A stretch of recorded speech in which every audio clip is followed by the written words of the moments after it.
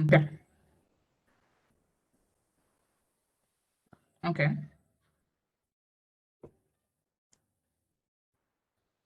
Welcome. Before Njeri starts, she's the chair for IEEE WIE Kenya, and she'll be doing the introduction for this session. Thank you. Welcome, Njeri. Okay, thank you very much for this. Karibu sana, everyone. In Kenya, we say karibu sana, that is welcome. Dr. Celia and everyone else who's joining us, who's not from this part of our land. We're very much grateful for having this event, and the primary purpose for this is to inspire, to engage, to also to inspire, to engage, and also to encourage the young ladies. And also, I believe also we'll have a few of men who are going to actually join us. And primarily, these are ladies or even men who actually under STEAM. So science, technology, engineering. We also brought in arts and also mathematics. So we dubbed this event as my career journey, where we'll have 5 beautiful women who are going to actually share with us what they've actually gone through, and just inspire us in this particular field. So we're really, really grateful to have you, Mbithe, to have you, Dr. Celia, and to have you, Michelle Boit, and also we're going to be joined later by Simay, and also we're going to be joined by Esther. So karibuni sana, and thank you very much. Let us have a very, very interactive session. Thank you. Welcome, everyone.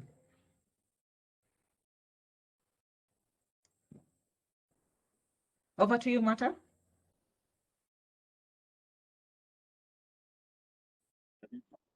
Hello. Yes, thank you, Njeri, for that wonderful introduction.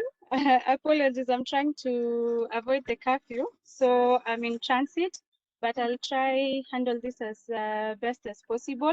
So the event today is by IEEE WIE Kenya, in conjunction with IEEE YP Kenya, IEEE WIE Turkey, IEEE WIE Turkey, IEEE WIE Comsat University, and BBUT student branch. So it's an event that's cutting across different boundaries. I said literally, actually.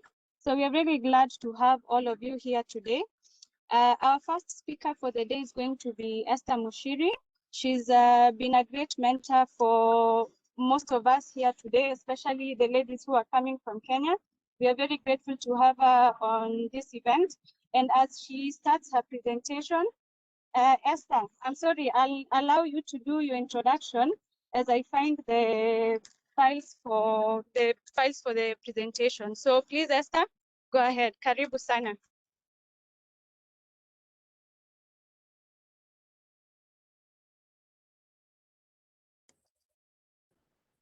Marta, I think Esther joined yet.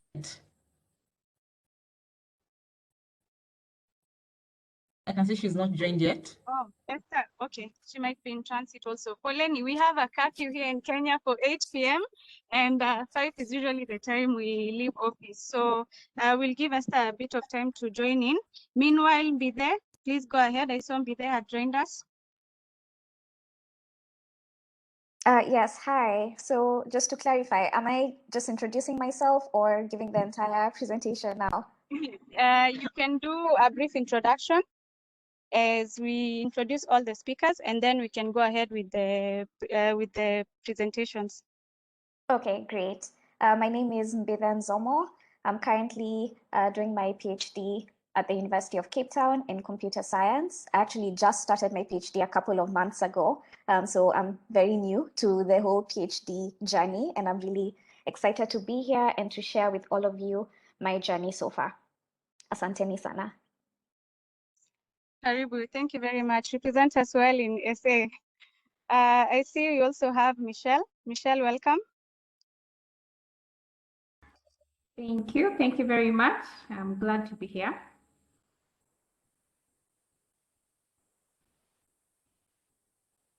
So you want me to do an introduction too? You want all the speakers? All right. So I'm Michelle Boit. I'm a petroleum engineer by profession. and I've worked in the US, UK, and Africa, all in the oil and gas industry. I'm glad to be here, and we'll talk more when we're going to be discussing about my career journey. Thank you. Thank you, Michelle, for that wonderful introduction. Michelle, we are really glad also to have you here today. I think the women we are having in this presentation are quite remarkable women, and we thank you very much all for joining us today. I'll take it to Celia. Thank you, Njeri and Martha, for invitation. It's a great honor to be here. I'm a professor, Department of IEEE, Bangladesh University of Engineering and Technology, the highest ranked engineering university here at Bangladesh. It is in Region 10. And I'm chair of IEEE Signal Processing Society Women in Signal Processing, also serving as IEEE Women in Power Region 10 representative. So I'll be introducing more during my talk, and I'm happy to be here for this cross-country collaboration. Hope to have more collaboration in future. Thank you. Thank you so much, Celia, for that wonderful presentation. I met Celia through one of the events we were doing with the BUET student group. They'll say the name in full. I'm fearing I'll say mixed up things in there, but yes, they're very active students from the IEEE branch, and I really like the enthusiasm they brought to this, and we've collaborated with them today for this event. So thank you so much all. Do we have Simay on call? Esther? Simay will be joining us in a few. She's finishing up on something, then she joins us.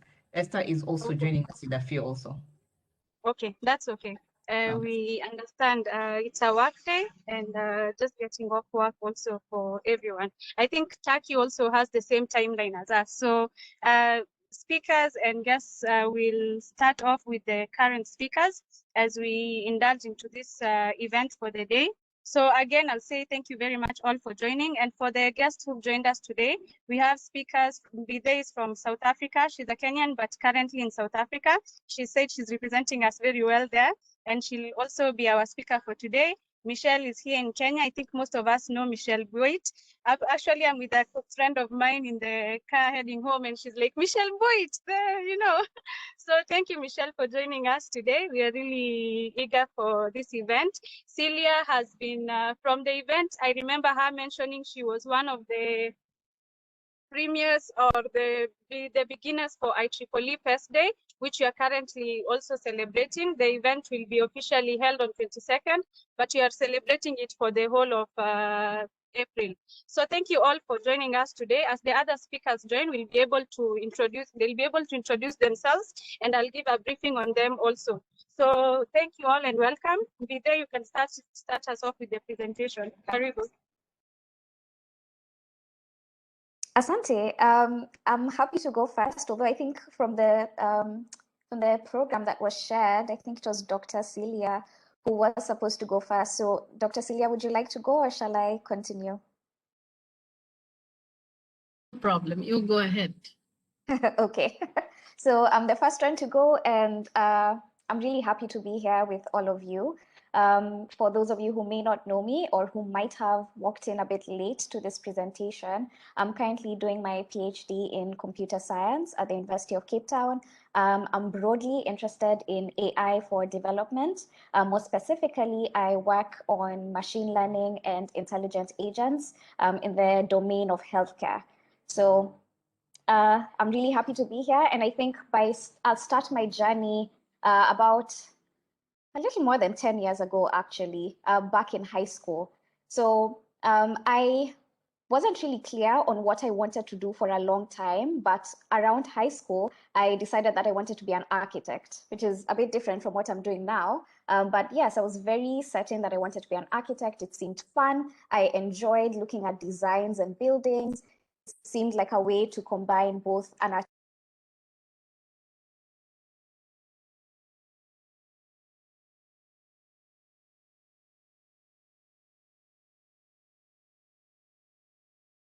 You were muted. Mbithe, you're on mute. I'm so sorry, I've been talking to myself all this time. Can you hear me now?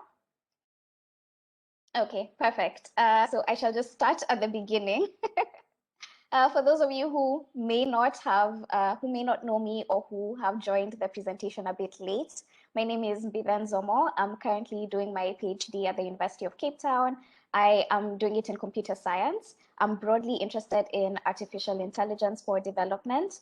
More specifically, I work on machine learning and intelligent agents in the healthcare domain with a focus on sub-Saharan Africa. So I would like to start off by telling you all about my career journey from about 10 years ago, actually more than 10 years ago, when I was in high school. So I wasn't really sure on what I wanted to do as a career, but somewhere in high school, I decided that I wanted to be an architect. And that's quite different from what I'm doing now. But I was really interested in the fact that it combined both an artistic side as well as a technical side. And so for most of my high school, I was very sure that I would end up being an architect, and I would spend a lot of time doodling, building designs in class while the teachers were teaching. But what happened is in my third and fourth year, I picked computer studies as one of my elective subjects. And computer studies was an interesting choice. So the reason I picked it wasn't because I particularly liked computers. It was just because I preferred computer studies to any of the other options we had available, which was physics and home science. So in my school, we picked between physics, home science, and computer studies. And I wasn't really keen on either of the others, so I decided to go ahead and do computer studies. And while working on my computer studies KCSE project, which is the project for the final examinations for high school, we actually had to build an information system. And in my year, that information system was supposed to be computerizing the records of a cleaning company. And so this project was incredibly interesting to me. I had never until that point been so interested in a project before. So basically we had to build an information system that would capture employee data, company data, client data, and find a way to handle user input, to generate reports. And so I had never done anything like this before, and it was so fascinating. And my computer studies teacher mentioned to me that I should actually consider working in computers and information technology. And that was the first time that had even occurred to me. And so that's exactly what I did. I did my undergraduate at Strathmore University in Nairobi, and I specialized in informatics. Now, it was a very technical course, by which I mean to say there was a lot of programming and a lot of mathematics. And to be honest, I really struggled with the programming element in the first couple of years of my undergraduate degree. I don't know whether it was the way it was being taught or something, but there was something about it that just wasn't quite interesting to me. And I think if I went back in time and told my first year or second year self that I would end up being a computer scientist and even do a PhD, I think I would be very surprised. So I am also a bit surprised that this is actually where I ended up. What changed for me is somewhere around my third year in university, I was looking at doing an internship. We all had to do it.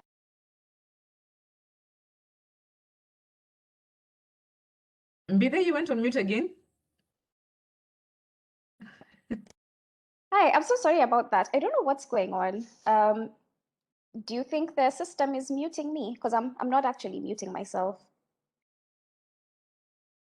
Anyway, I'll keep an eye on it just to make sure I don't go on mute. Yeah, it's okay. We'll be updating you in case it does it again so that you can unmute. But so far, it's just muted you now, so you can continue. Okay, great, perfect. So I think I was at the point where I was trying to choose what I wanted to do for my internship. And I decided to challenge myself and do a software engineering internship, even though I had struggled with computer programming before. And so what I did, I went to the iHub's job board. I don't know if you guys know about iHub, but I'm not sure whether this is still the case, but they had a section of their website that had a list of jobs. And one of the jobs there was they were looking for a software engineer in Python.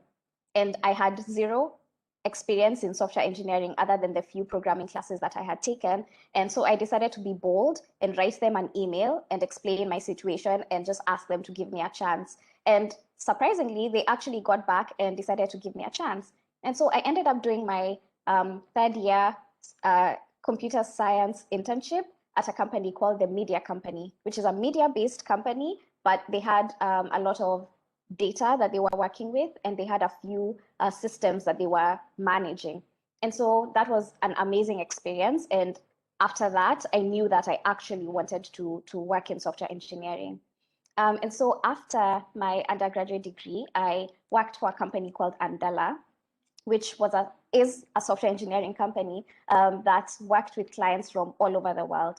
And that was an absolutely fantastic experience because I got to really enhance my technical skills, enhance my ability to work with people from different geographical areas, people all over the world. I always say that the good thing about working in technology is that for a lot of us, especially in the IT and software engineering field, we did remote work before COVID, which was quite surprising because a lot of industries and companies didn't actually work remotely before the pandemic. And so I got this exposure of working with a lot of international clients, working with developers from other parts of Africa, other parts of the world, and it was such a fantastic experience. But somewhere in the middle of that, I actually decided that I wanted to transition a little bit from software engineering to more of machine learning and artificial intelligence. And so I decided to go ahead and do my master's. And I was very fortunate to be awarded a Chevening Scholarship that enabled me to do my master's in the UK. I went to the University of Manchester and I specialized in artificial intelligence. So coming from a software engineering background to working on machine learning was actually, well, it wasn't a very big transition, but there were a few hiccups in the way. First of all, it had been at least a few years since I had taken a mathematics course. And while working in software engineering, a lot of my mathematics knowledge had sort of faded to the back. And so I had to spend a lot of time refreshing my maths background and refreshing my algebra and all that so that I could actually keep up with the very challenging master's courses. But I had a really good time doing my master's, and I did my dissertation in the cognitive robotics lab.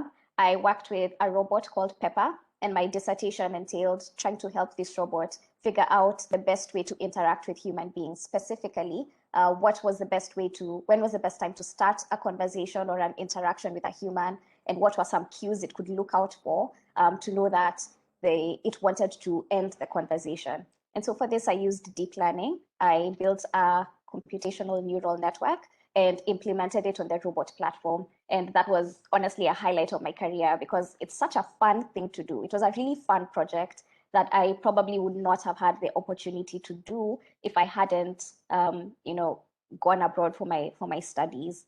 And so I came back from my master's and I knew that I wanted to do a PhD. And as I was thinking about what I wanted to do, I decided that as fun as it was working with the robots and as fun as it was building that kind of system, for my PhD, I wanted to do something more impactful. I wanted to, sorry, somebody seems to not be hearing me. Is the connection fine? Can you all hear me? Mbithe, you okay? I think it's her connection because you can actually hear great. Perfect. I just wanted to check and make sure. Okay, so for my PhD research, I was really keen on working on something a lot more impactful. The software that I built for the Pepper robot was fun and it was interesting, but I wanted to work on something that would have a more direct and immediate impact, particularly on the African continent, which I feel has so much potential for having AI advances and so many interesting problems that we can work on and solve. But that wasn't what I was working on during my master's. And so I was very keen on doing something related to a core developmental sector. And that's why I picked healthcare. And so that has been my journey so far. I don't know if we are taking questions at the moment or whether we'll do it a little later. Hello, thank you, Mbithe, for that wonderful presentation. For the questions, we'll have kindly note them in the chat box, guests, if you have questions, and then but mention there who you're directing the question to. Our speaker just now has been Mbithe. So if you're directing a question to Mbithe, please highlight the question you are highlighting is to Mbithe. And then at the end of this session, you can be able to have the speakers respond to the questions. Yeah, Mbithe, is that okay? That is fine. Thank you so much for listening to me, and good luck to the rest of the presenters. Yes, thank you so much. I really like what you've mentioned about, I think it's in terms of being flexible in finding your career path. So you've mentioned about when you were younger, you really thought you'd get into architecture, but you were flexible in finding your way and your career path, and you've ended up being in software engineering, and even got the opportunity where it led you to Andela. I actually have a friend who's also worked in Andela, and I think the fact you mentioned about getting to work with different people from across the world, I think is a very critical point, that you are able now to expose yourself, get to learn how different cultures interact, and it really opens up the mind. So thank you so much for showing us the importance of being flexible in our career path choice, and just being able to find ourselves. And now being in PhD it's in medical, in software, but now software engineering, but finding the path there in your PhD. So thank you so much. Actually, it's in AI, AI? and the domain that, yes, the domain is the healthcare domain. Oh, healthcare domain. So for those of us who have not done a lot of the software engineering, I guess it's a learning point for us also. So thank you so much. And also the point about you reaching out in order to get. So I think that just builds the road for us to see you need to be flexible, you need to be open-minded, and you need to be able to reach out and take risks. Yeah. So thank you so much, Mbithe. Our next speaker is going to be Celia. I don't know if Esther has been able to join us.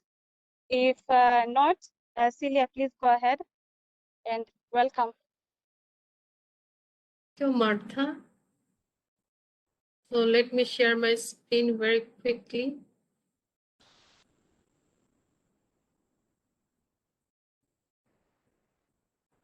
I don't know.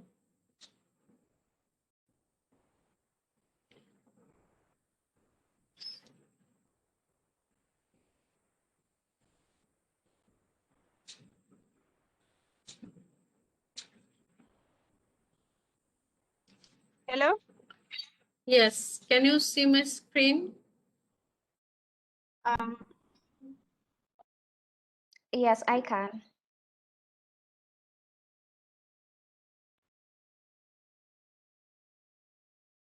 Yes. So thank you for all the speakers, all the organizers, especially the volunteers who have designed these wonderful posters. Thanks to all, and it's a good way to recognize every volunteer here. So this is just a brief bio, which you can find in my website, but let me share that I did my bachelor in electrical and electronic engineering from Bangladesh University of Engineering and Technology, and did my master's there, and then did my PhD from Concordia University, Montreal, Canada. So I have been in research and innovation and in IEEE activity for more than 20 years. Currently, I'm serving as a professor, Department of BUET. I told you, this is the highest ranked engineering university here.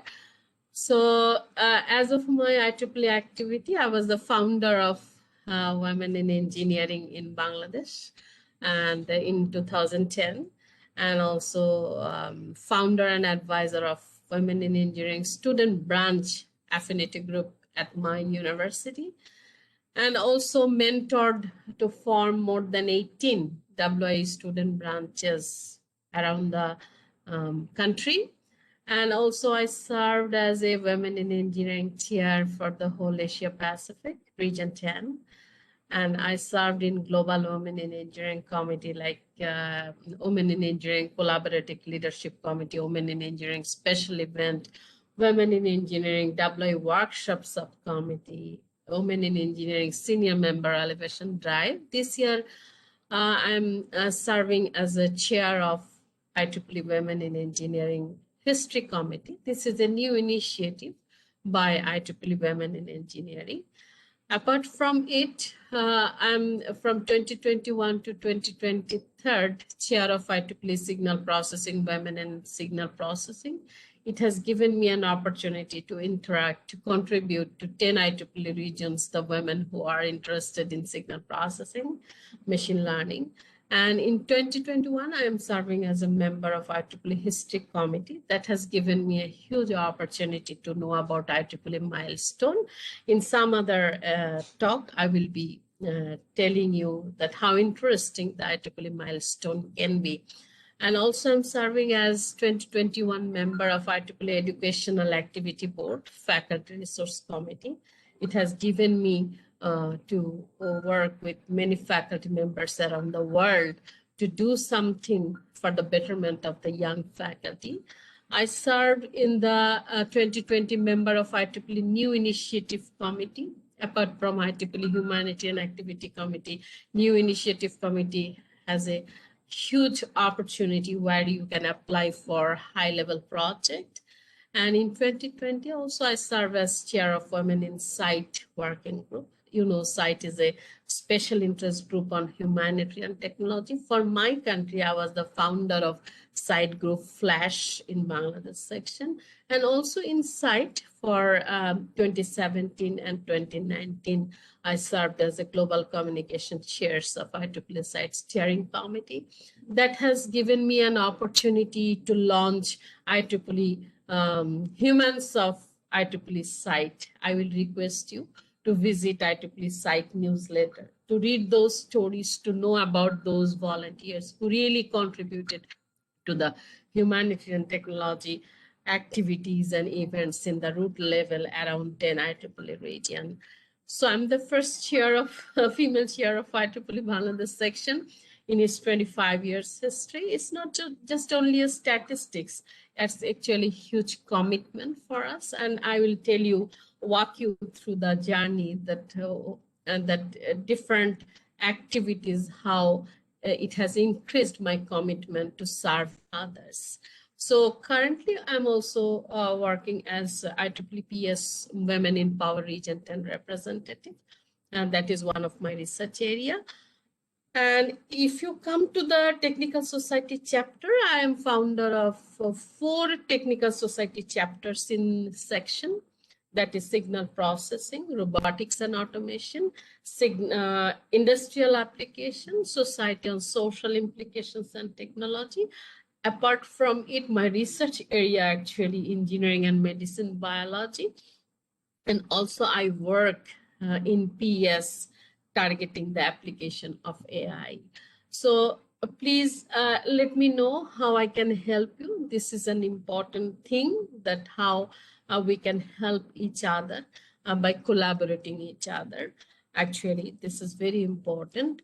And this is, I humbly request you to visit my Google Scholar citation to let me, to really get the courage or get the inspiration, or we can inspire each other that how despite many limited opportunities, a limited number of computational facilities, limited number of PhD students, how along with my students work very hard to really address the emerging topics in research and publish in impactful journal and conferences so that other people can cite it.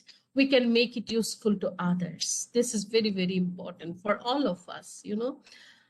So I believe in networking, and this is the first PES day in 2018 in Bangladesh when I was the chair, and I collaborated with our PES chapters and all ambassadors and led this human chain. To me, it was not only a human chain, it was a strength of collaboration.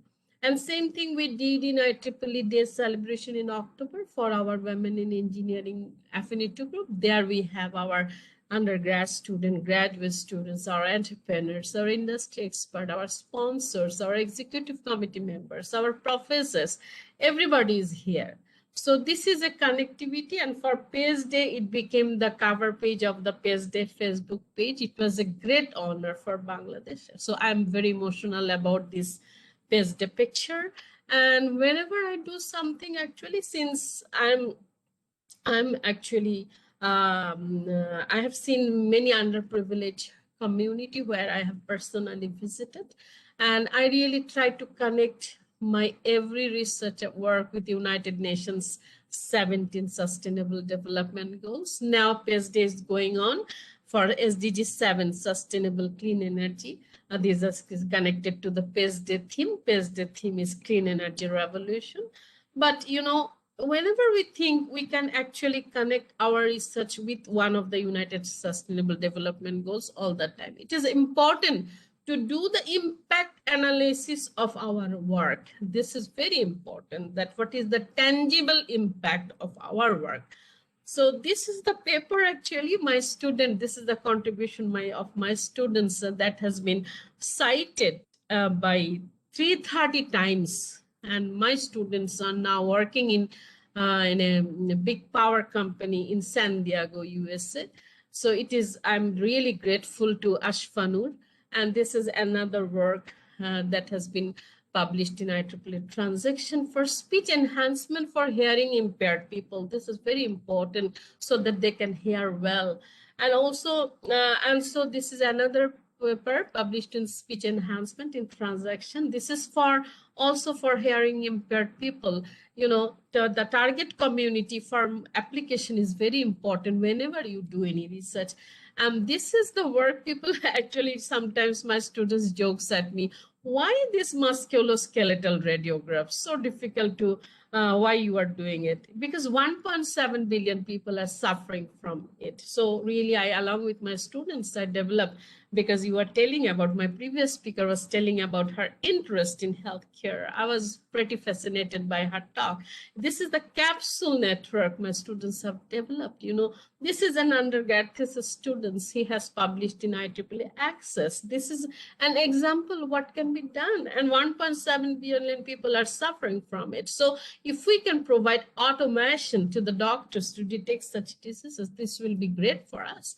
And since I handle so many women in villages and other, I have seen our women are suffering from skin cancer, you know, and children, but they're feeling shy. They really don't feel that it is a matter of treatment. So this is the skin disease and different skin diseases. You can see the digital images. So seeing them, I thought, why don't we do some automation or develop some machine learning techniques so that we can automatically detect the skin cancer and guide them how to solve it. And before the COVID, I was using these chest radiographs to automatically detect the tuberculosis, because tuberculosis is a huge problem in the subcontinent. So many people dies from it. So I applied my deep learning techniques to automatically detect the tuberculosis. And then COVID came. It was a curse for all of us then, but we wanted to transform this curse into power. So that's why I started collecting this COVID positive and COVID-19 data so that we can help the doctors to automatically detect whether it is COVID positive or COVID negative. My students were in lockdown. They were frustrated, but you know, we wanted to connect them to the problem that we are undergoing. At the same time, I wanted to involve them in the technology to help COVID. That was important, and that has opened up a new opportunity. Previously, because COVID and pneumonia, both the cases, the oxygen saturation level decreases so much. How to detect automatically? So it became a 3-class problem. From the X-ray, CT, and ultrasound, whether it is pneumonia, normal, or COVID. So it has opened up a new opportunity that which imaging technique is the best one to give doctor a very quick decision. So then I thought about, because my whole family are suffering from blood glucose, and it's very difficult to take the blood all the time. It's invasive technique. I encourage my student, let us do this non-invasive blood glucose estimation that is portable, wearable, and it can be given to everyone because it is so cheap. And another important, I became a mother after 14 years of my marriage, and I have seen how my little son was invasively, the blood was taken to have a bilirubin level estimation because he was suffering from the jaundice. It was very difficult to take the blood. So I really inspired my students who are electrical engineering students, but they have no mechanical engineering background or computer science background. But, you know, they did it, this mechanical structure for non-invasive bilirubin level quantification and jaundice detection by sclera image processing, seeing the yellowness of the sclera. And now think about, we have a lot of people who are living in the slum, but they do have heart rate, blood glucose and glucose, right? They need to do it, but how they will do it? They don't have those glucometer. They don't have their blood pressure machine. So this is a wrist card. Because since I have an interest in humanitarian technology, this is a wrist card that we have developed that for personalized healthcare. And then one day what I was doing, I was actually measuring the blood pressure of my mother-in-law who died in last 22nd March 2020 before the lockdown. Actually, I found that it is very difficult because all the time this analog sound, there is noise. I cannot really listen to the lub and dub sound of the heart. But this digital stethoscope my students have developed is very important, and you don't have that noise problem, and you can communicate with the doctor with your digital telephone, because this is the time we are in lockdown. And that time when I did it, that time I didn't know that this lockdown will come and it will come out to be so effective. And I have seen a lot of disabled people moving around in the road and doing the begging, and wheelchair for them is $2,000 US. But this is the wheelchair that we have developed, is only $200 US. It has intelligent control and destination mapping. You can control it by hand, you can control it by eye gaze, you can control it by your voice. And majority of the cases, since I live far from my mother and my sister and my father-in-law living now, so falling down in the kitchen, falling down in the washroom is the common phenomenon. It is a huge headache. And that's why I have motivated my students that develop something that will be embraced by them. Because if you develop a technology, if that cannot be embraced by the community, then that technology has no use. So I propose my mom and father-in-law that if we develop a smart stick or a smart stick available in the market, will you use it? They are very determined people. They will not stick because they will not use sticks. Then we have developed this smart hat that can avoid falling and give message to the hospital or near and dear ones. At least we know and we can take some protection. It has become so popular among the senior citizens. And then we came this Rohingya problem. This Rohingya is the largest refugee in the world that our country have embraced. There are a lot of mass vaccination and people cannot enter there. So, and we do not have enough expert nurses. So this is an injection unit that can automatically measure the position of the vein and suggest the angle how to put it, and then precisely nurse can inject injection there. So this is very effective for mass vaccination, I should say. And I talked about a wheelchair where a person can speak, can use by hand, and also can eye gaze. But think about a person who cannot speak, who cannot see, and who has no voice, but that person has a brain. So then using the brain signal, we have developed this wheelchair. And I also work with the blind people to ensure their education. This is a text to braille scanner. And since I speak Bengali, that is the 5th or 6th ranked language in the whole world, and we are the only nation that has given their life for language. In 21st February 1952. 21st February is the International Mother Language Day. But when I search the sign language, everything is English. but we developed this sign language in Bangla alphabet recognition using deep learning technique. I have a dream to create an interface when a blind student will come to our university by merit and order book using the sign language or order food in the cafeteria using the sign language. And you know, these are the research, every research, all are published in IEEE Explore. If you just search them, you will get them details in IEEE Explore. And every project has the capability to create a lot of entrepreneurs in any country. These are scalable because the problems are unique and solutions are unique. Now COVID came, only and all are in lockdown. At least we could encourage our students to develop this automatic sense sanitizer. And since I serve in Women in Signal Processing, if you are interested, join our Women in Signal Processing website. There is a database, enter your information there. And every year we do ICASP and IC flagship Women in Track conference, Women in Track in those flagship conference. Also, there are progress workshop. Please join there. These are opportunities for you. And this is the SP Cup, Signal Processing Cup competition, VIP Cup competition, where I really participate as a mentor and supervisor. These are challenging topics, and there are very few female supervisors and very few female students. If you are interested, I encourage you to join largely in those competitions. At least you will know some emerging techniques, and that will pave the way for very high journal papers for you.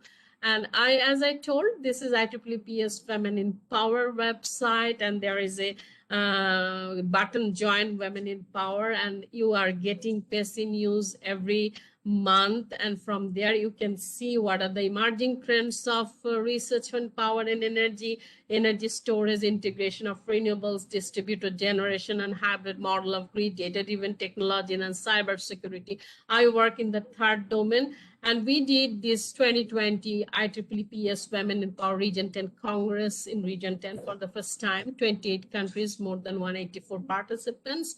It was very fascinating to know how our women are working in this lockdown in the power and energy research and area. And also we contributed in IEEE Section Congress with our Women in PES chair, Sanam, and also Region 10 Congress, and first Women in Power conference with our founder of Women in Power, Shay, in Delhi, and introduced Women in Power track in different IEEE leadership summit in Malaysia, Goa, Kerala, Sri Lanka, and everywhere.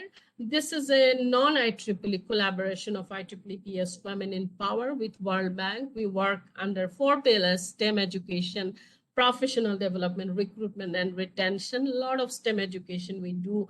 We do a lot of fire training, women in engineering or women in power track in different technical conferences. We have introduced this Women of Wisdom talk series. And please, if you feel we can also do in your affinity groups, we are starting. And we did IEEE Women in Power Summit with WIE on AC. I will tell more about this WIE on AC. The specialty of this summit, we have really trained young students about their project and connected to our industry experts so that they can really they can really know what are the industry skills. So there are Women in Engineering Tech Summit that we have done in the lockdown. And since I'm interested in the robotics, international meetup of robotics and automation enthusiasts meetup, where we have really launched the how to train our students about preparing disinfection robots. It's male, female, everywhere. Everyone can know it, because then they can launch those disinfection robots in their campus when they will be coming back. And it is IEEE Humanitarian Activity Fund. You can know about it. We have done this Women to Women Empowerment Challenge to connect our women so that they can transform their project ideas into products. This is Region 10 Humanitarian Technology Conference and Region 10 Flagship Conference in 2017. Hello, Dr. Celia. Yeah. So we are running out of time. Yeah. Okay, sorry. I'll be closing very soon. No problem. No problem. So there are many things to share. So one thing I want to tell you that only thing we need to do is our collaboration. This is important to do collaboration. It is important to know each other. It is important to help each other. It is important to grow leaders, and it is important to connect with all. This is important. And why we will do technical activity? Because it will help us to recognize others. It is help us to grow with a uniform platform and equal opportunity to all. So I will request you visit my website, and if you need any information, please let me know. I'm really privileged to listen to all the speakers, and really privileged to know Martha and Njeri, and I knew my friend Sally, whom I met IEEE Women in Engineering Leadership Conference in California, San Jose in 2016. And then we met in Bangalore, IEEE Women in Engineering Leadership Summit. Thank you. We want to have a face-to-face meeting, and hope until that, we will continue collaborating in the lockdown, and we will empower, engage, and inspire each other. Thank you for the opportunity. Thank you, and stay safe. Thank you. Thank you very much, Dr. Celia, for that wonderful presentation.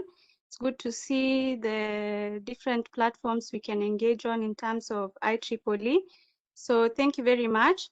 Our next speaker is going to be Esther Muchiri from Kenya. She's been a mentor for many young ladies here, including myself. So I'd like Esther, I'd welcome you to do a brief introduction of yourself as we continue with the event. Thank you. Karibu, Esther.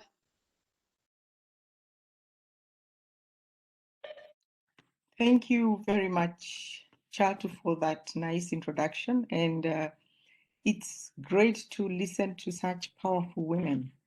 I was listening to Celia with a lot of interest at the many things that you have done. And for me, I could just see collaboration, and I look forward to that. My name is Esther Muchiri. Today I choose to reduce a lot of my background, but I will just mention that I am the past chair of IEEE Women in Engineering. Very happy to have Esther, Njeri Ngaruiya taking over as our chair. I am currently the vice chair of IEEE Kenya section. Excited that from next year we shall have the first female IEEE chair. And so I pray for all your support, and I look forward to more collaboration like this. So my journey will be shared in a presentation where I want us to have a conversation. And so I thought of sharing with you what I'm calling the high five. And what I'm putting there is this beautiful Maasai woman who is actually telling us high five. When you think about saying hi to someone, when you do this, it's clearly you're greeting someone. But I want to use the high five to share my story, so that perhaps as I talk about what I have gone through, we will all be able to pick and see how God works in mysterious ways, and he's able to put you in a path that you probably had not even planned to be in. So I will go to my first thumb.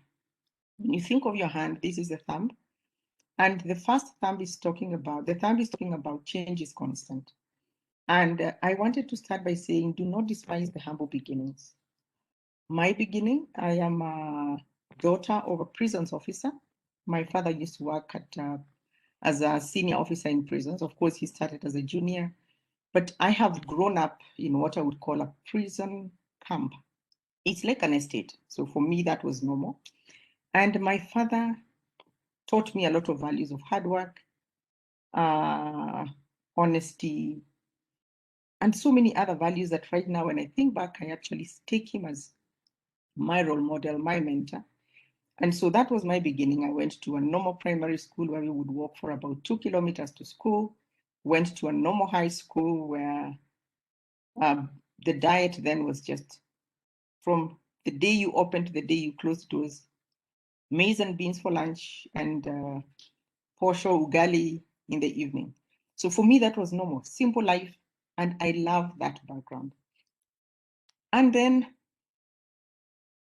my next message to you is grow your skills and competencies. And so what I carried, and as I journeyed in my life, as I changed and I grew, I actually picked skills that I didn't realize they would be useful until now. When you look back, you actually realize this is actually very useful. So in my career, I have grown from different levels. And the skills I picked have actually helped me become who I am today. And I will be sharing with you some of those tips as I continue. Nothing lasts forever. It doesn't matter. Hopefully in this session, we are talking to people who are in a career level where you're wondering, am I really in the right place? Will I grow? I look stuck. We are in COVID and we are stuck. Be ready to adapt. Things will happen and you'll have to change. And never be comfortable. Always try to be better. The pointing finger, learning is lifelong. For me, I am a life learner. And I'll tell you about my school. So I went to that high school that was normal school. We went by public means to school and back. I didn't have a mentor. I know, Charles, when you introduced me, you said that I am a mentor, which is true. But I did not have a mentor as I grew up. And so I had peer, I would call them peer mentors, and we kind of influence each other, not really negatively, but we really didn't see a future. So after high school, and I was the second in my school, which was, I guess, surprising, but I have come to appreciate that I am a quick learner. I went to a secretarial college to do secretarial studies because then whatever I studied was taking me that direction to go into administrative work. So I went to one of the top colleges, and immediately after that, I started working, and I went to university to do my undergraduate in information systems and technology much later in life, after I had already gotten married and had children. Then I went ahead and did my MBA, and I continue learning. I have chosen to get into programs that develop me as a person. So as I speak to you listening here, you could be a young graduate, a young professional. Please get into programs that grow you. When I left my longest serving employment at USAID, I joined a program at USIU called the Goldman Sachs Fellowship for Women, where we were being taught to be entrepreneurs. I have created fantastic networks in there. I read a lot. The room that I'm in is our library, and it has books and books. I read a lot. That's where I get my learnings. I am a member of different groups. As I said, I belong to IEEE, and I'm totally grateful to be a part of this fantastic group. But I also sit in the KEPSA, the Kenya Private Sector Alliance, in the Gender and Youth Subsector Board. I served in the ICT Authority Presidential Digital Talent Program as an advisory member. I was the vice chair of the Kenya IT and Outsourcing Services. So I choose to be in spaces where I can learn.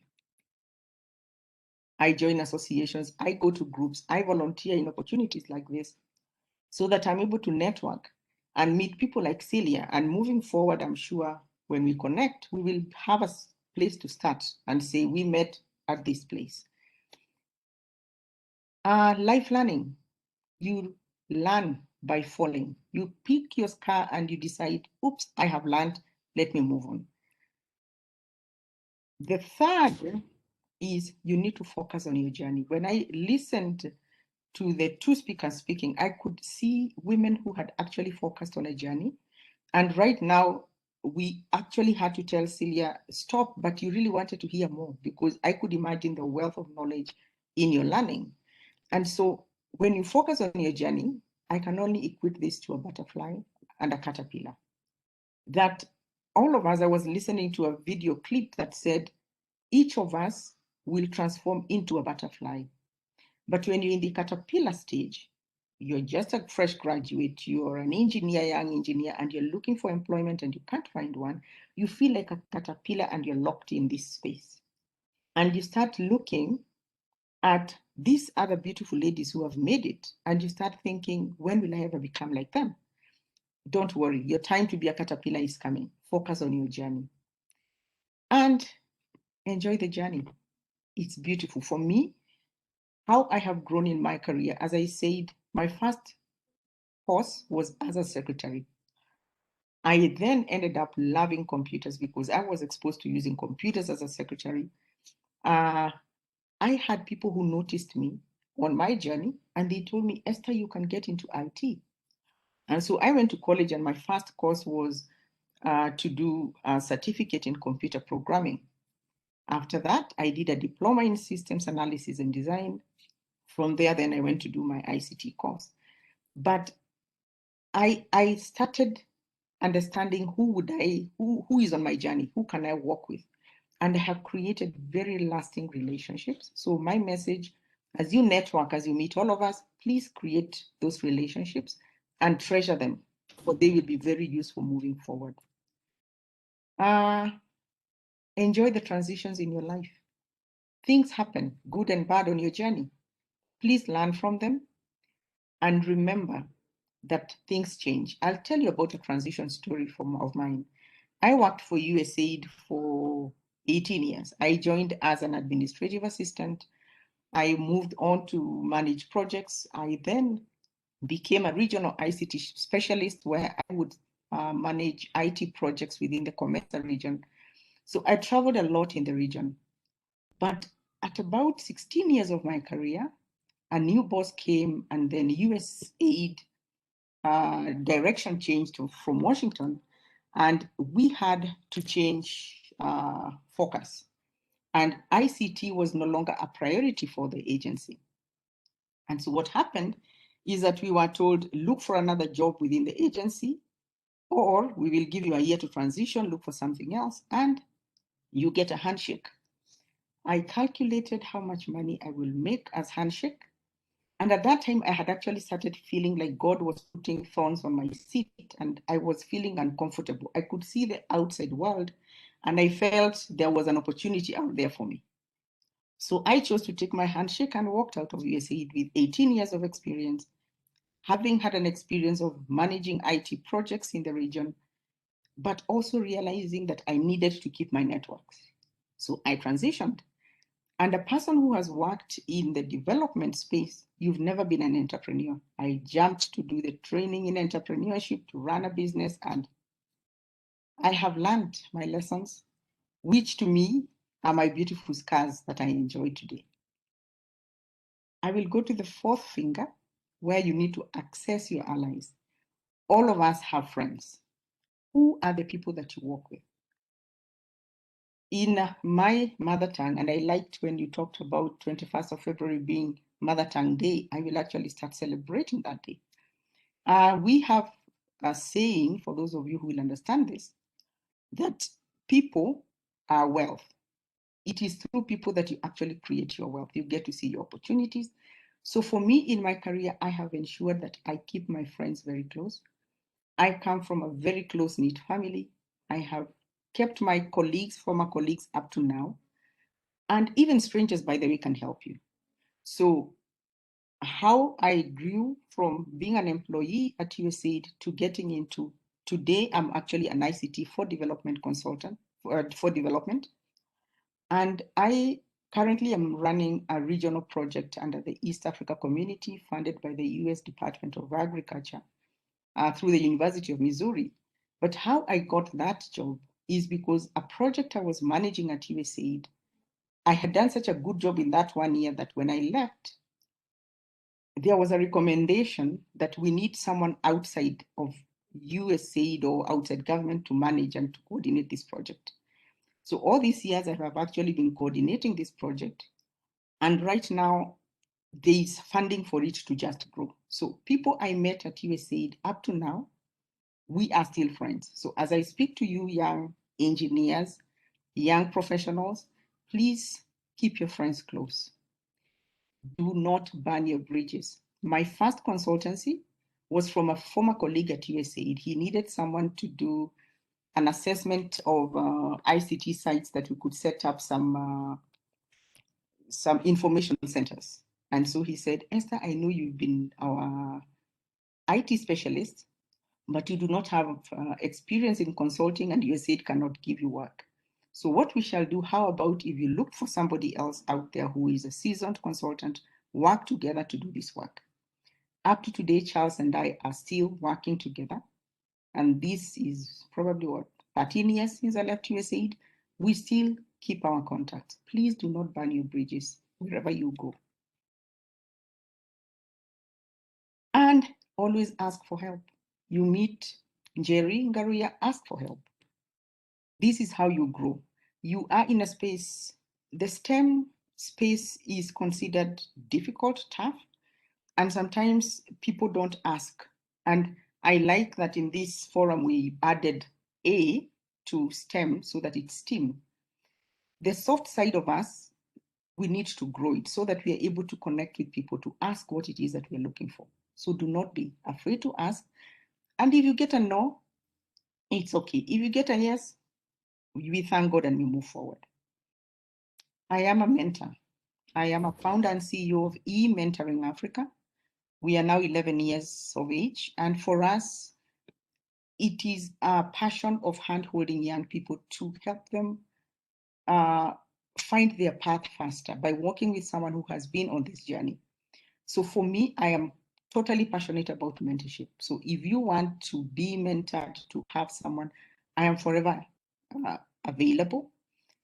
Just today, we have graduated 2 graduates who went through one of our programs called Work Experience and Mentorship Academy, where we are taking fresh graduates, telling them what the world of work is like, giving them those soft skills, then we place them into employment for work experience. So please look for a mentor in your life for you to succeed, as the rest of the speakers will show you of what they have done as individuals. And it is COVID, it does not matter. There's so much opportunity that we can still get during this COVID period. Stay in touch with your friends, with your allies, with your networks. You never know.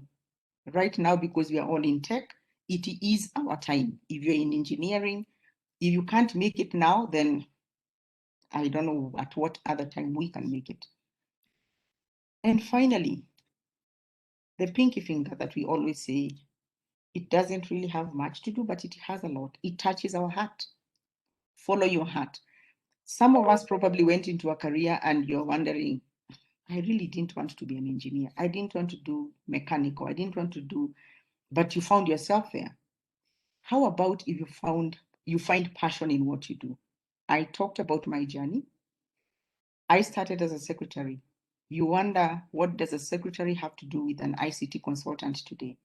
The skills I learned administrative work. I learned how to do project management. I learned how to interact with people. And those are the skills that are helping me today as I interact with others, as I run regional projects as a consultant. Know yourself. Conduct a lot of personality tests and get to know what are you, what drives you, and how can you infuse that personality in your current career so that you stand out and don't be like everybody else. If you fail, and you will fail a lot of times, please accept the pains and move forward. As I said, I left USAID, it wasn't easy. Struggling, I still tell people, I left with a very huge loan in the bank of about almost 3 million, and I didn't have a job. And it wasn't easy, but I had a family and I had to take care of them, and God has provided. So do not take your pain and sit in it. Move on and see the other joys in life. Especially if you're following your heart, your pain will not feel as painful as it is. Love what you do and do what you love. Link your passion to your pay. When you're passionate about your job, money will follow you.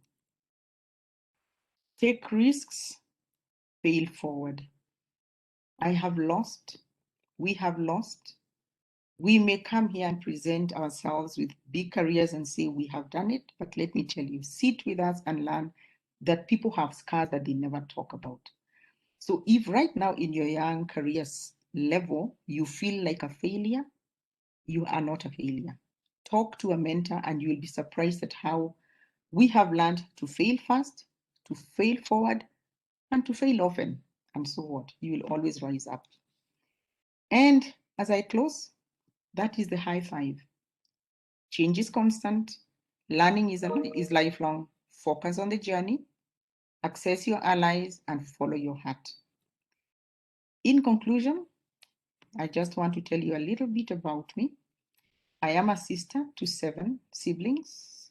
I am a wife, been married for quite a number of years. I am a mother to 3 young adults who are all young professionals. My last born daughter is 23 years old, and I'm very proud of her. I have countless friends, and I thank God for that. I am a mentor for life because I just love passing on and motivating others to never give up in life. There's so much that God has in store for you. As I said, currently I'm an ICT for development consultant. I'm a volunteer with IEEE, and I am a social entrepreneur. That's why I do consultancy, because I like doing things that have an impact. So money does not drive me so much as I do my businesses. It is what can I do with that money to make a difference in someone else. That's why I call myself a social entrepreneur. And I've discovered I'm a telephone farmer. I am able to call my brother at home and say, plant maize, beans. So it doesn't matter. Even if you're an engineer, please do those things that make you happy. I had put a time on myself. It is exactly 15 minutes, and I want to thank you for your time, and I look forward to interacting with you, and hopefully this has been useful to somebody who is pursuing a career in engineering, and you probably now feel you can actually make it. I thank you, and God bless you.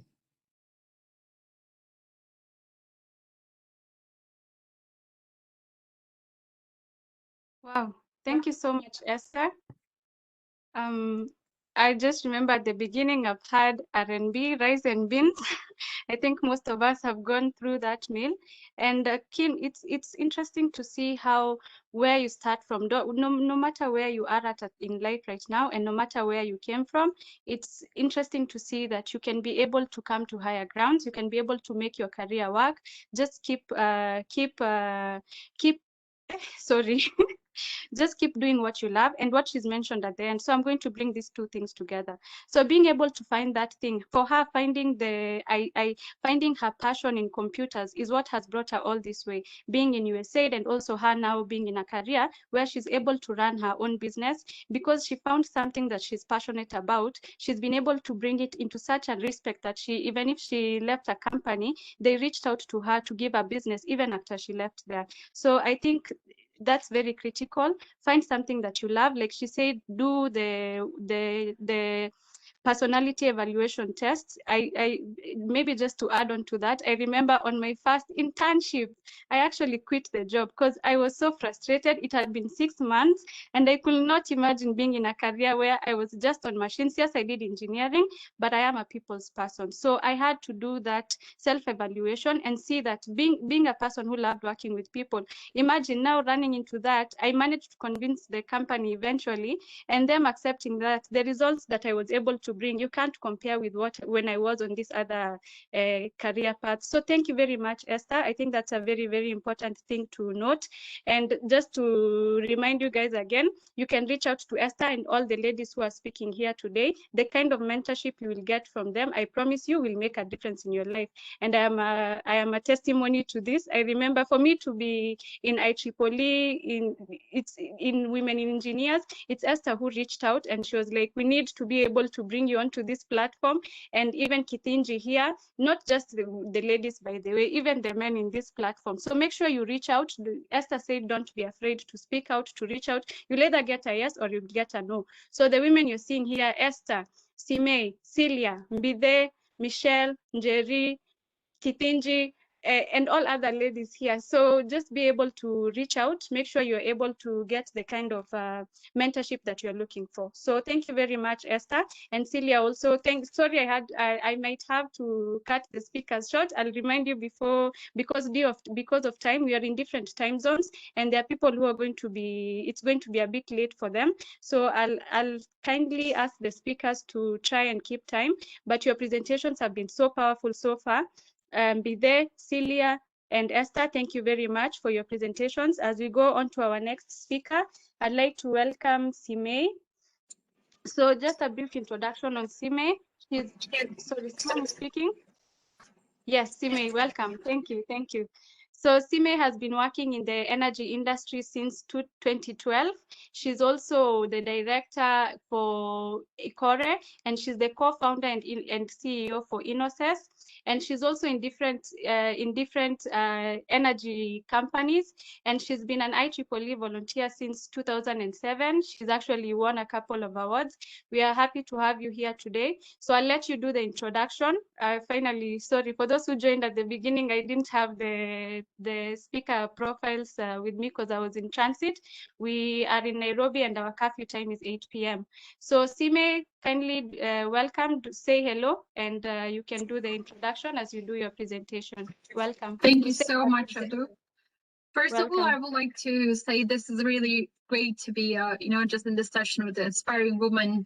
And I was already very inspired. I just joined a little late because, our company, Innoses, was just like doing the virtual industry tour to PS Kerala, young professionals, to celebrate the PS Day. So then there was just, I couldn't cut because I was also the host for the virtual tour.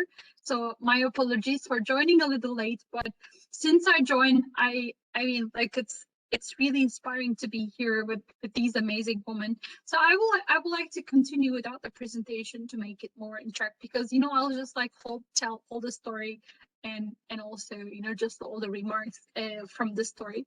So today I'm a woman, just following just the vision and mission and the ideals in life, and at least satisfied where she is in the professional life and the social life, as an entrepreneur today, and in the renewable energy field.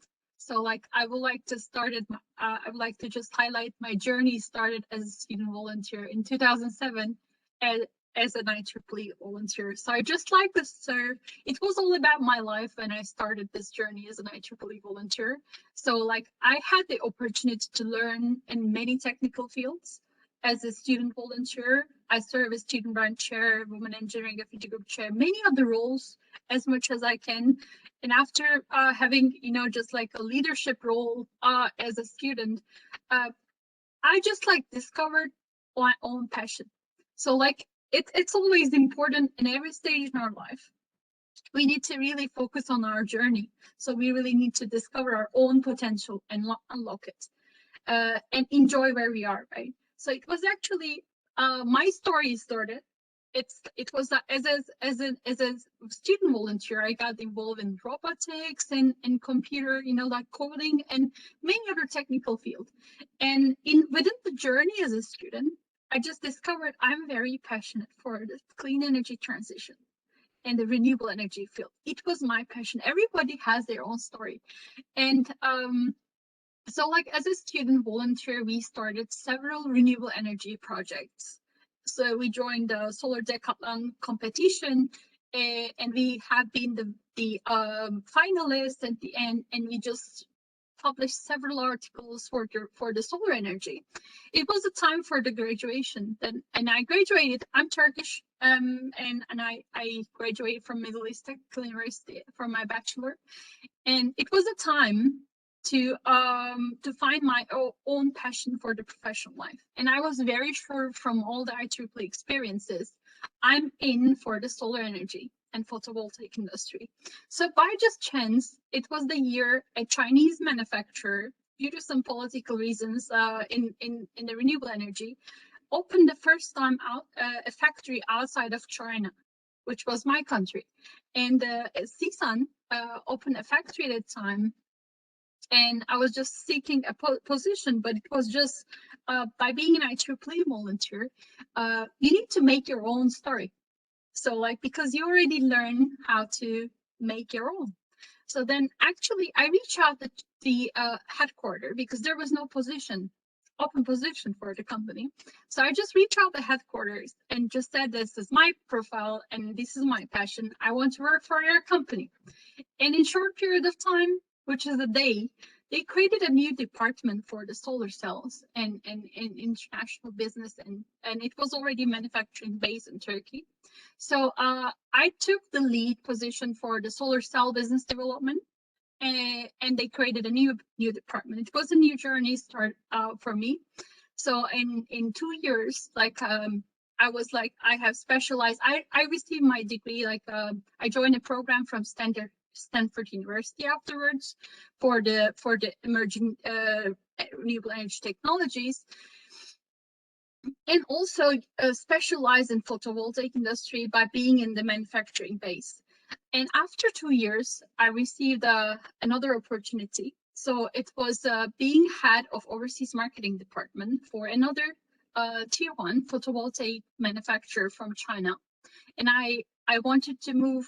I just said yes, and I moved to China to work at their headquarters and be responsible for the overseas market.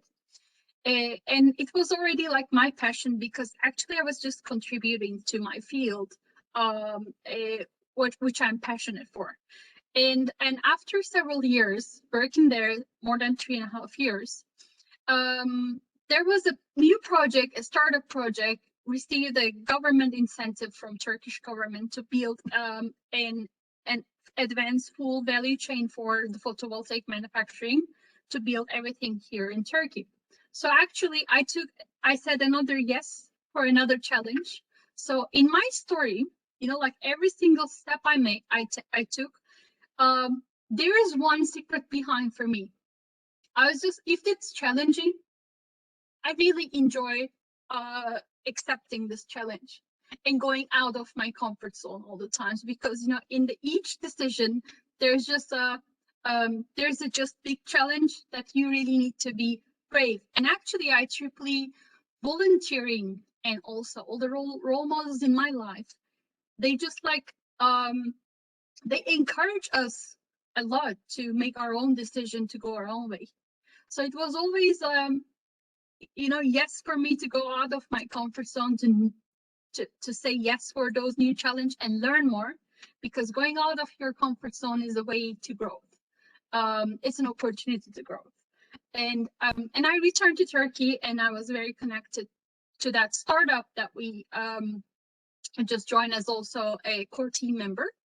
And after a year, so I became a real entrepreneur in the field of energy storage. So like after all the experiences in the photovoltaic, and I just like I took my role as initiative to be an entrepreneur. So today I'm co-founder of a battery storage company. So like developing the systems for energy storage, electric vehicles, and also some smart applications for in the field of lithium battery manufacturing and systems. So that's actually how my journey started. So I'll actually write down some the relevant positions I serve in the IEEE. So throughout all the years from since 2007, I have been volunteer in many different organizational units in IEEE. Of course, women in engineering and humanitarian activities, young professionals, Power and Energy Society, and many more. And most of them are committee leadership positions and different roles. I serve as the Women Engineering Regional Coordinator and Chair earlier, and I've been continuously like voting and not voting member with several roles in Women Engineering Committee, Vice Chair of Young Professionals Committee, Student Activities Committee, and at the Region 8, I'm an OPCOM member as Vice Chair for Student Activities, and several others. Actually, these are just roles and titles that we will always just highlight. Well, actually, what we gain here is experience, you know, like memories and friendships, connections, sisterhood, and not just sisterhood, because we have a lot of great network to remind us how important is the equality in our field. And as a woman, so like we gain a lot of experience by learning from the role models around us, and get inspired and be, just inspire the young generation with the same mission and vision. So that's why actually I really have a lot of passion in IEEE, and it helped me to make those decisions and be idealist, and allow me allow me to know what I want in life.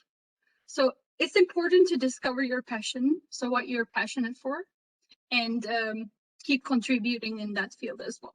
So humanitarian activities really help me to understand the value of the sustainable development, and contributing that field. So that's important, for us to also discover what we could do better for humanity. So we are actually leveraging all those technologies for humanity, for our own future, for a better future and tomorrow. So that's the way to feel more valuable, more attached. And also all these experiences helps us to also just like learn more about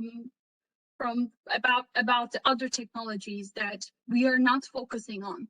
So like when you're a professional or just like industry expert in one field, it's sometimes hard to stay connected with the other fields, but actually IEEE really helps us to learn more about other technologies and how we could contribute better, how we could make difference. It's really important to position ourselves in one specific technical field, and keep contributing and understand and do better, and leverage the technology better direction. But it's also important to be open for other technologies, learn about the emerging opportunities. So how we could make a difference in the new fields as well. So that's why I'm so passionate for my industry. So and also being an IEEE volunteer. I believe it's almost time. Thank you very much. Thank you, Simay, for that presentation. Yes, you've kept time. Thank you. Thank you for sharing your journey. I'm really excited because I'm seeing you're also in the clean energy and renewable energy field. That gets me excited so much because that's a field that I'm actually in also. So thank you so much in terms of even the IEEE volunteering. For those of us who are here, Njeri, all of us who are volunteering right now in IEEE, I think she's touched on a critical point whereby the connections we build, the experiences we build, and the memories we get from this is something that we can take home. I usually say you can't really put it into words until you're in that particular position. You're in IEEE, you get to meet all these people, the conferences we've had. I've actually had the opportunity to meet Simay during the ASYP conference. She was a very jovial dancer. Kenya. So it's those memories that really make all the difference. And you look back at that and it just creates this happiness of a community that you are building. So I'm really happy to see all the women here who are building IEEE WIE community, and let's keep doing that. So thank you so much, Simay. Thank you so much. I write down my website for the reference of the positions I mentioned. I didn't want to go all of them one by one, but just it's important to just keep inspiring each other. So wherever we are, so if you find any, I'm sure our paths will cross across the years. So I'll be very happy to discuss for anything about life, about the professional field and IEEE. Thank you so much. We'll definitely be having more collaborations. Yeah. So our next speaker is going to be Engineer Michelle Boit. She's here from Kenya. Simay, if I didn't mention, is from Turkey. My friend was with me. She was hearing the accent. She's like, is she from Kenya? I'm like, no, she's from Turkey. We are crossing borders today. So thank you, Simay. As we go to Michelle Boit, she's a very renowned mentor in Kenya. She's been having the Michelle Boit Foundation, and she mentors young engineers in the STEM field. She's a board chair for Kenyatta University SPE Chapter, and she's worked with BP in the US, who was recently a senior production engineer for Tullow Oil in Kenya before taking on her.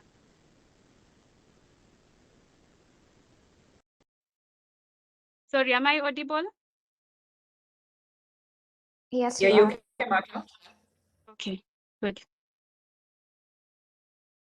Yeah, so she's currently working as the petroleum engineer in production and petroleum engineering management, oil and gas fields operations, and she has a BSc in chemical engineering, and she's also an executive MBA Global Leadership for University of Texas. And Michelle has also won awards here in Kenya. Michelle will tell us more about your profile. Thank you and karibu.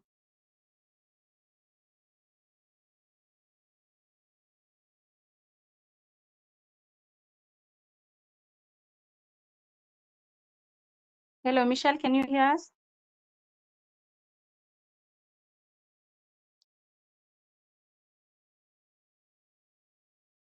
We can see the screen, Michelle Boit Mentorship Program, IEEE Women in Engineering, Kenya. Njeri, can you hear me? So that I hope it's not my end. Yes, I can.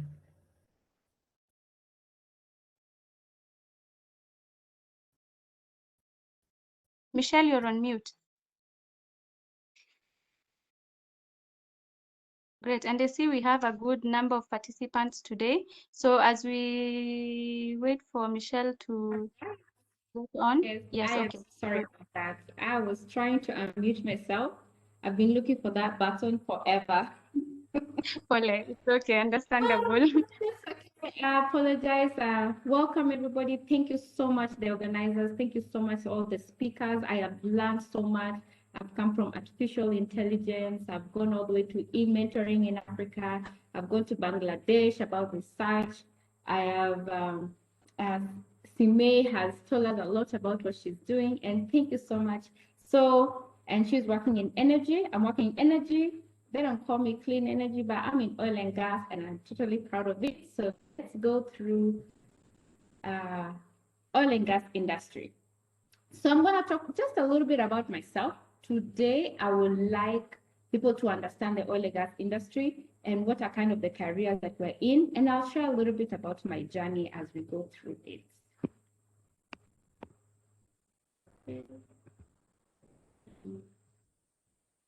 All right, today is going to be technology issue, right?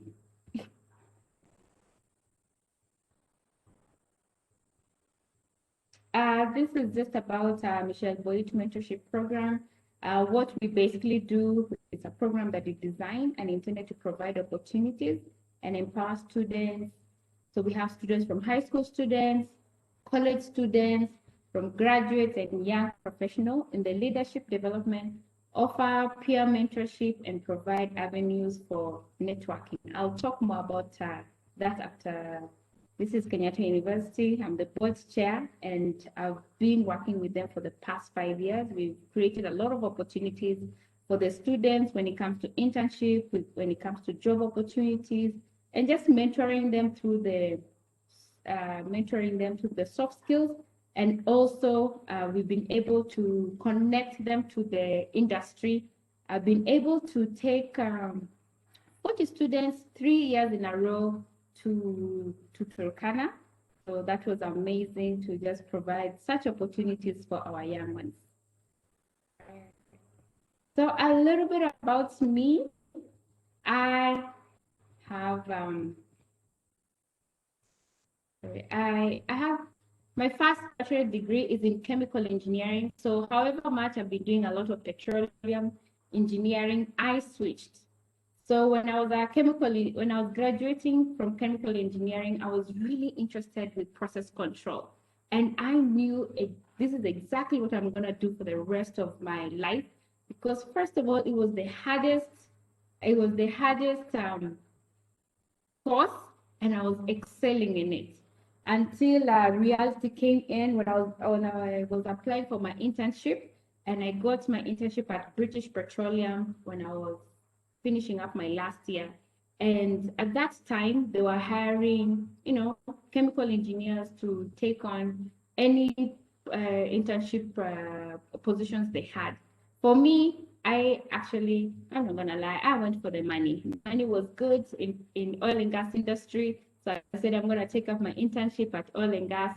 And when I joined BP throughout my internship, I got an opportunity to open my eyes about what's going on into reality. And when I asked one of the process control engineers at BP, he was able to take me through what a process control engineer does on a daily basis.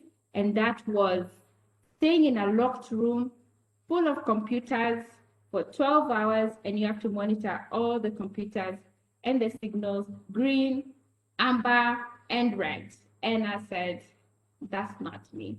Just as our moderator had shared, you need to know your personality. It's very true. You need to know your personality. It was not me. I needed to get out. So I'm glad that that internship opened my eyes, and I knew that I need to be in an industry, or I need to be in a position or a career that will allow me to stay in the office and also give me an opportunity to be in the field. So that's how I joined BP. I worked at Amarillo, Texas for 2.5 years. I liked the opportunity because it gave me the field experience. Because of the crossing from chemical engineering to petroleum, they told me it's going to be tough for me because all the rest have been going through school for petroleum engineering and they know the terminology. If I'm still want to pursue petroleum engineering, I have to compete against them. So me being placed in the field was a better opportunity for me on a personal level and also career level, so that I will be able to understand all the equipment. I'll be able to know what's really going on in the technical part of the oil and gas industry.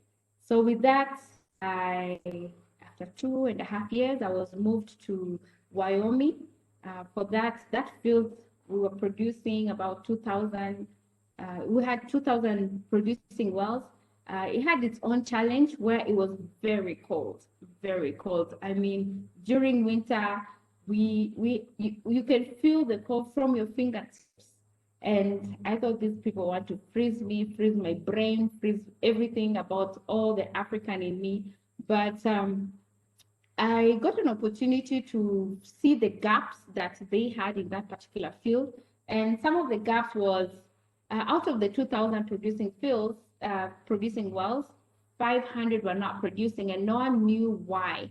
So as a production engineer, we are not evaluating according to if you plug a well, they evaluate you according to how much produce of oil and gas are you bringing into the field.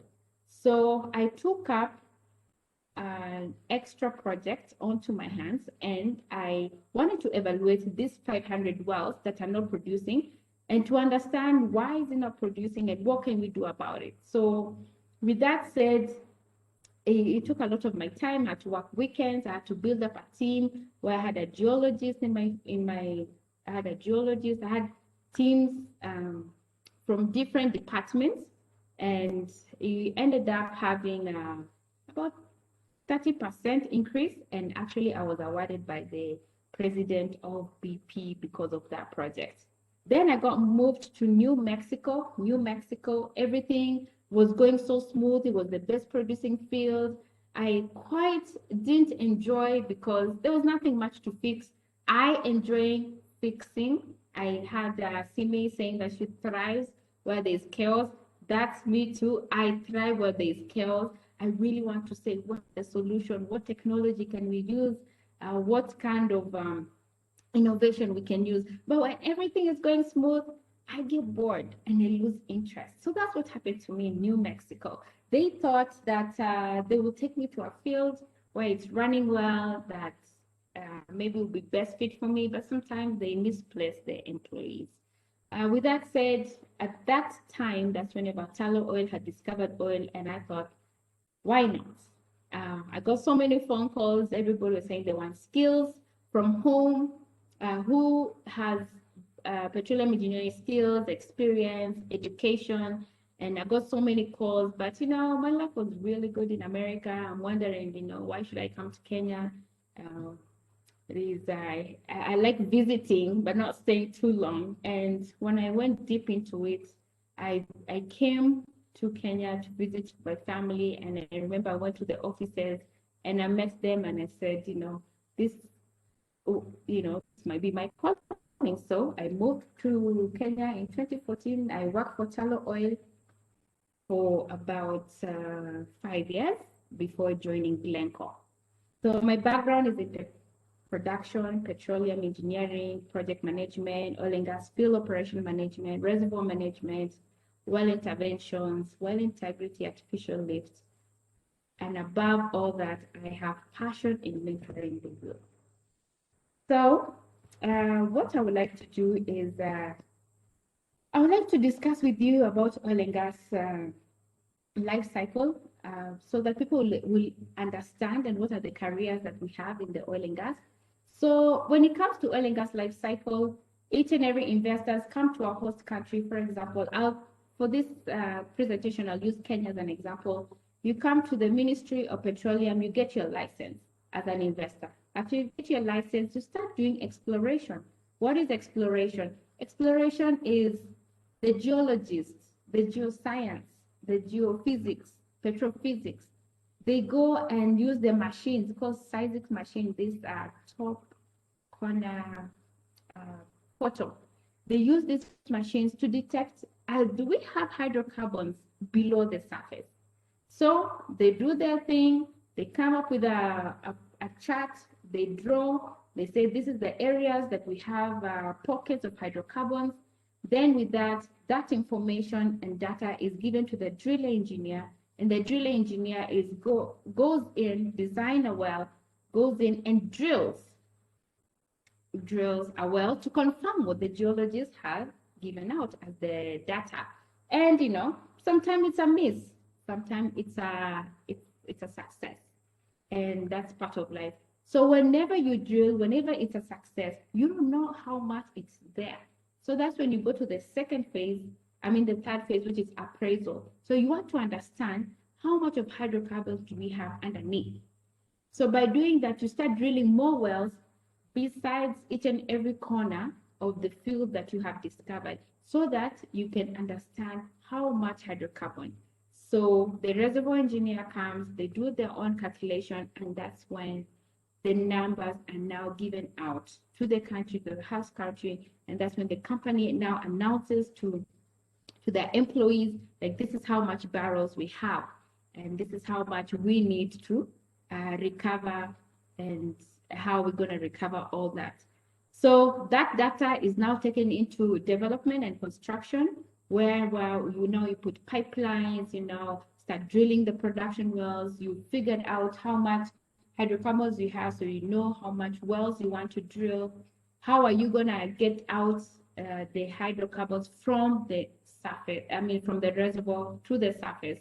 Is it gonna flow naturally? Do you gonna put a pump?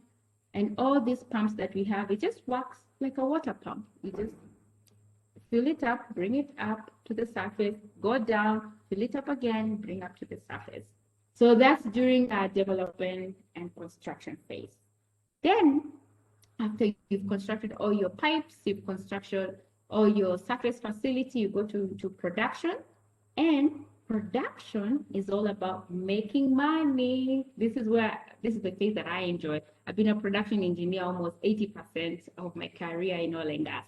We make money, and it's a pressure. You have so much pressure too, because everybody's looking at you. It's like, hey, how much oil are we making? And if you're a production engineer, if you're not meeting your targets, we're not making money. So production phase also is the longest phase we have. It can go from 20 to 50 years.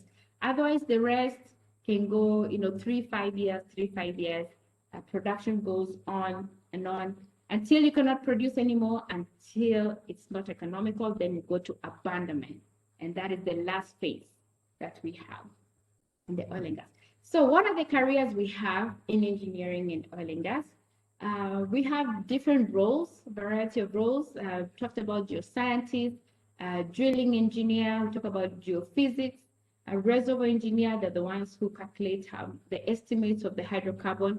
And Also, after calculating how much we have, they monitor throughout. So during production, they monitor so that we make sure that we have recovered the hydrocarbons that we need. We have a well testing engineer. They take the oil. You know, it's not about quantity. It's also about quality. So you take the oil, you go get the test, because whenever you come to the sell point, you know what product you have. We have completion engineers, we have the production engineer. We also have cost engineers who monitor the cost so that we don't overspend. The measures that we do in oil and gas industry, I know they always talk about petroleum, but actually we have all kinds of engineers that work in the oil and gas industry. We have the civil engineer. They have to make the well pad, the area that we're going to be using, the roads. How are they piping going to go through? So we have civil engineers. We have electrical engineers. In my laptop, I receive data. It doesn't matter where I am. If the field is in Turkana, I receive data here in Nairobi. I can go away with my computer. Even I can travel to London. I can travel to the US and still receive data. I don't know what the electrical engineers do, but there's some wires they connect. You know, you guys will maybe tell me more about that, but there's something we do. So we have electrical engineers, we have mechanical engineers, all the mechanical equipment we have chemical engineers. You know, you take the samples, you have to go to the lab, you have to measure, you have to understand what's going on. And each and every well, by the way, is different because they have different chemical composition. We have petroleum engineer, we have environmental. These are, I call them the police. They tell us where we're going wrong. You know, you don't want spills, you don't want to affect the environment, you don't want to affect safety is very important also. We have industrial engineering too. So the majors in geoscience, you know, we have plenty of them. So how does it work in your career? We start off with a young engineer who have just graduated. Most of the oil and gas industry companies, they have a program. Some of them is 2 years, some of them are 3 years. The one I went through at BP was 3 years. So first of all, you start either as a field-based. I started as field-based, and some start as office-based. That takes you from 0 to 3 years. In this area is all about learning. What you learn in school is theory. Now we have reality, and these are two different things.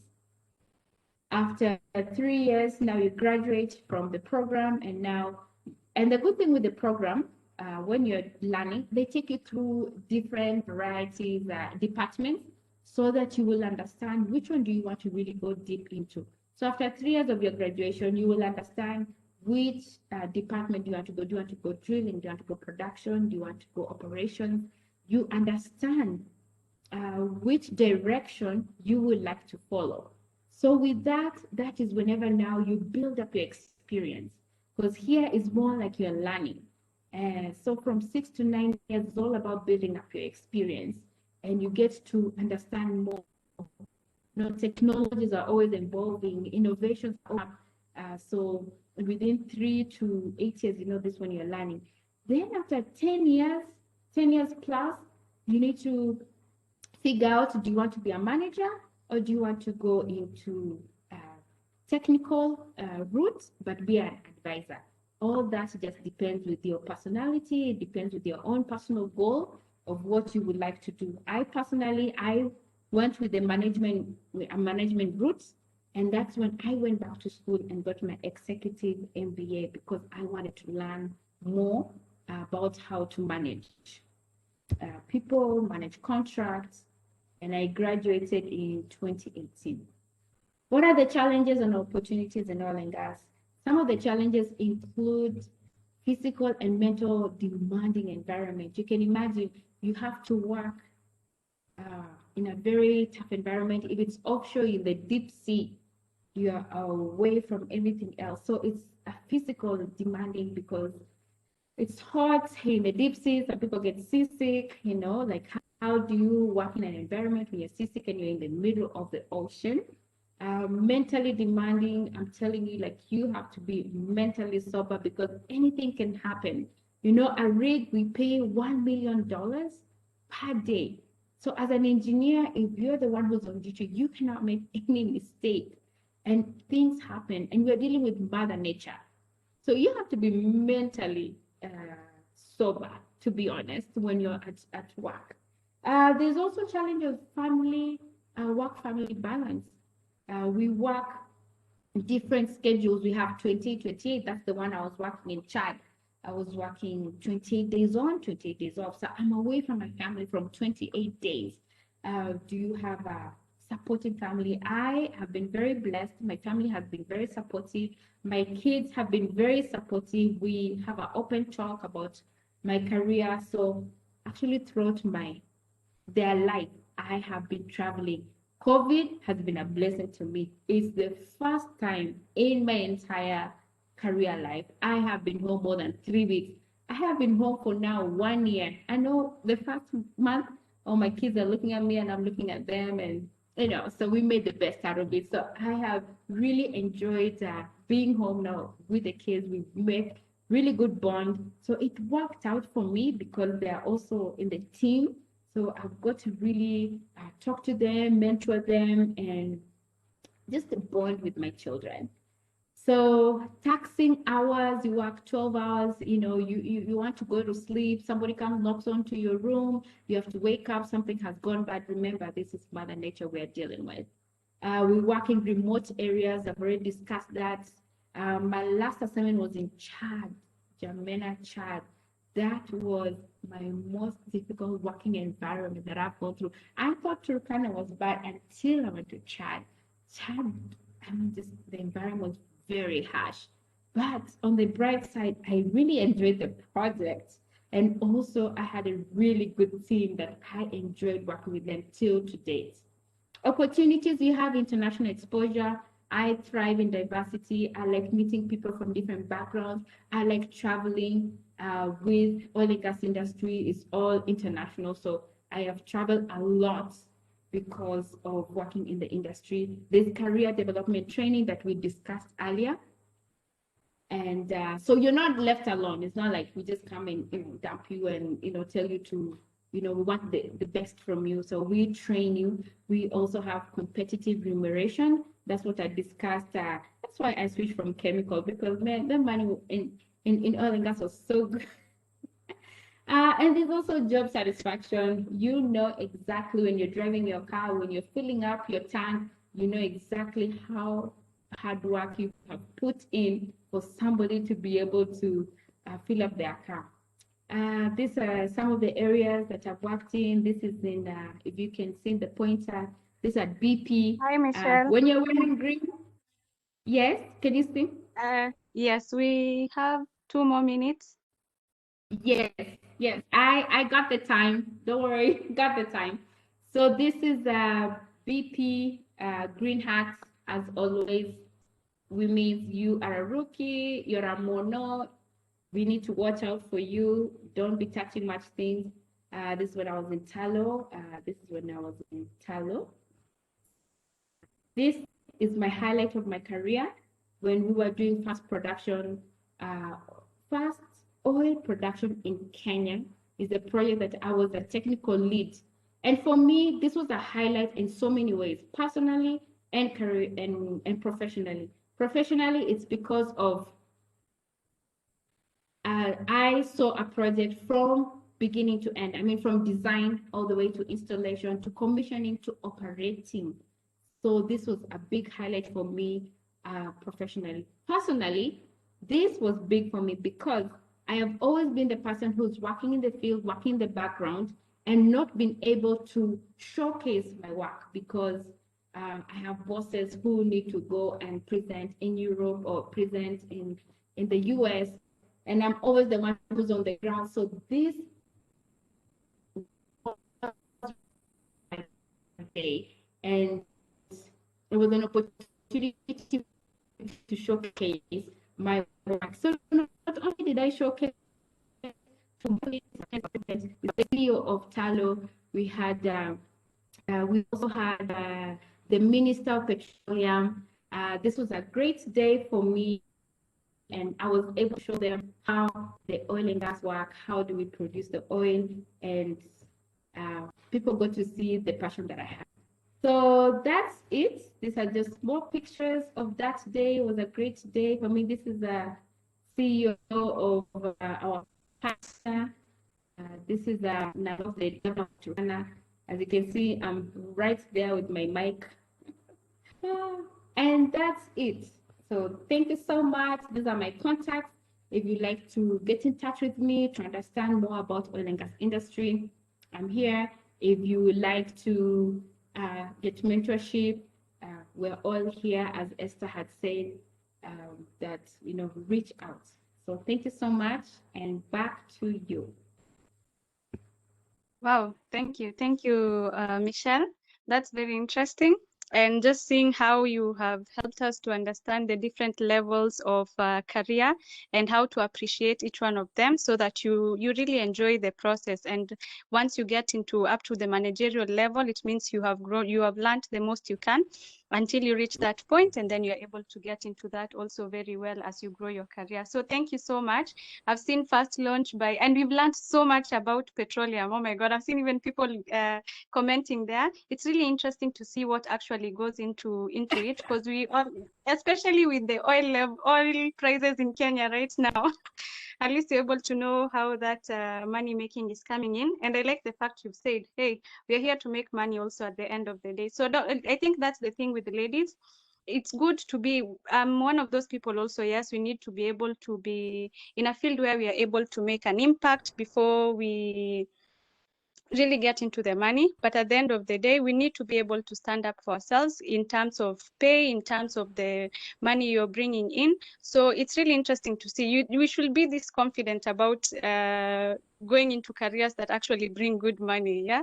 So thank you so much, Michelle. And thank you all speakers today for having shared your experiences. I'll just go through the pointers. As the guests, please make sure I don't know if you've mentioned your questions here. I've seen very good comments from the audience. And before I go to the audience comments, please, the speakers, you can share your presentations with us.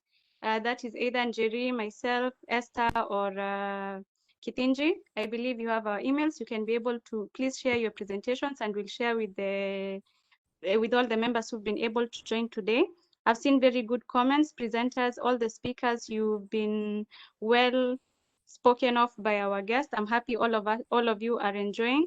So Sharon says, very, very enlightening, Esther. I would like to be part of the mentorship program. I'm a student engineer in electrical and electronics engineering. So you can reach out. I think all our speakers have sent their emails. Please, if you haven't speakers, you can put your emails in the chat box, and all please feel free to reach out to them. I believe they're all open and happy to mentor those who will need to be mentored. So if you feel you connect with oil, if you feel you connect with solar, if you feel you connect with IT, if you feel, that's why we actually, I'd like to thank our chair, Njeri Ngaruiya. She really made sure that we diversified the fields for the speakers so that we make sure each and every one of you have someone that you can be able, in a field that you can be able to relate to. So I'm really happy that has actually come across very well, and you're all here, and I've seen very good comments on the same. So I'll pick another one. So because of time, I won't speak all the comments. So Lavenda Yako says, thank you for the good advices. We are going through, but you can consider time, please. It's becoming a bit late. That's okay, Lavenda. It's good to see at least you're enjoying the session. And yes, I'm really trying to keep time on this end. And I'll just read one more, and then we can go to the organizers for the day. Unless someone has a very burning question, you can please unmute yourself and ask. Esther says she's learning a lot. Wow, I am amazed by your presentation. Celia, thank you very much. Celia, your presentation was also very amazing. Lavenda Ayoko, I've read that one. Yes, and then I think it's Isha who said about the thriving where there is chaos. Both Simay and Michelle have mentioned this. So thank you very much. Yes, it's very good to be, whenever you face pressure, you face chaos, as women, just make sure that you're able to come out of this, make the best of it, and build a platform that you can be able to grow in. So thank you very much all. I won't be able to read all the comments, and getting out of your comfort zone, of course, is a way to grow. So thank you. Another one, thank you all for your kind remarks. Esther says, please feel free to reach out to her and all other speakers. Please make sure you comment with your emails, dear speakers. And with that, anyone, I'll give room for one question. If you have a question, please, you can unmute yourself and ask.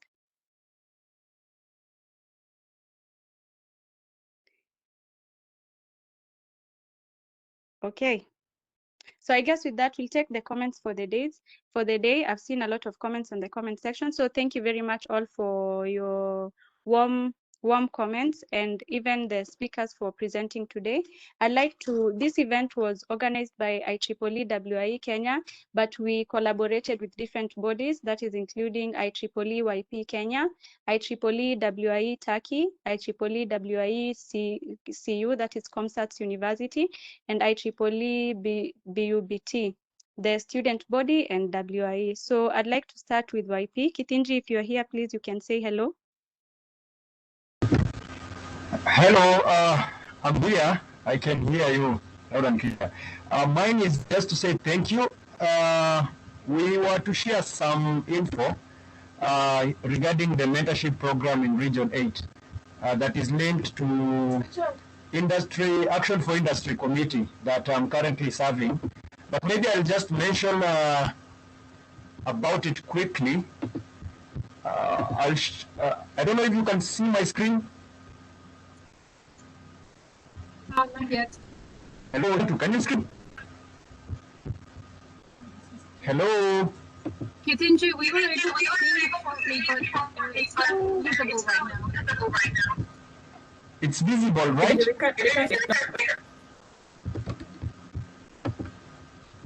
I think I'm not hearing. Anyway, this is also a platform. Okay, perfect. So I'm serving in the Action for Industry Committee in Region 8, and among the programs that we have is a mentorship program. And maybe this is just a call for maybe the students or young professionals who are here, in case you are interested in getting into kind of a structured mentorship through the members and through the partners that we have. You can go into the site and get to apply, and when you apply, of course, through the initiative that are being run by different committees, you'll be able to be linked to different mentors. And of course, there are different fields here depending on your passions and also interest, and also depending on the kind of people that you want to interact with. Of course, based on your background, you will definitely be linked with a mentor who has same or maybe similar background experience, or also career aspirations as you wish. So this was a quick highlight, just at least to let members know that despite the kind of mentorship that we normally have on a person-to-person basis, we also have a structured environment for IEEE members to get mentorship. So thank you, Chaltu. That's all from my side. And thank you, speakers, for sharing all these great experience with us. Bye-bye, everyone. Okay. Thank you. So I see he shared the link for that category. I believe most of us need mentorship. We are still growing in our careers. So feel free to reach out on that platform. Kitinji is our chair for IEEE Young Professionals section here in Kenya, which is one of the bodies organizing this event. So I'll go to IEEE WIE Turkey. Simay. Thank you so much. So that is probably most important, just like a part of being, just in this event is our sistership. Because Kenya and Turkey sections, like Njeri will have a long partnership. So we'll have more initiatives together. That was just a kickoff. And I'm so happy for this partnership. And you know, like I'm a chair of Turkey section Women Engineering FET group, but I have also other roles. So in Region 8, especially as a Region 8 Vice Chair for Student Activities. And I would like to also say that Celia, as part of this team, you know, just she's an amazing woman, as many of you, but you know, just like working very closely with many of you in Region 8 here. So then that was really important for me to be here as well as it is individually. So but on behalf of Turkey section, so like we have many things to do together, and we have very close relationship. We are so proud of being, you know, just like in collaboration between Kenya section Women in Engineering. Thank you very much for this opportunity. Thank you, Simay. Yes, And it was IEEE great to see many of you after meeting in person in several years, but lastly in 2019 in Kenya. True. We hope COVID goes away, at least so we can be able to see each other in person again. I believe all the bodies, all the different organizing bodies here, so we can be able at least, and that's the other thing, for guests who are here, in case you're not in IEEE, please make sure you join IEEE so that we can we get these opportunities. Next time we'll be in Turkey, next time we'll be in Pakistan, South Africa, Bangladesh. Celia, I hope you'll be able to host us on the next Ramadan. So thank you all thank you, Simay, for that. I'd like to welcome the next speaker, please. I'll give you only 1 minute or two. BUBT Chair Tabil, are you here? Hello everyone, I'm Admira Naushin. I will give the finishing speech. First of all, thanks to all of you. I'm really grateful to attend today's event. It was very informative and very inspiring. Thanks to all, and that was great to see you and listen to your experiences. Thank you. Thank you. Next, we have Comsat University, IEEE Comsat University. They're from Pakistan. Very quickly, whom do we have to represent? Assalamu alaikum. Chaltu, am I audible? Yes, you are. Please go ahead. Assalamu alaikum. I am Isha Ghazali from Pakistan, chairperson of IEEE Women in Engineering, Comsat Islamabad, and I think I'm the youngest one amongst the organizers. I'm in my 4th semester of an 8-semester degree in the field of mathematics, and I often end up thinking that what if I'm never able to achieve my dreams?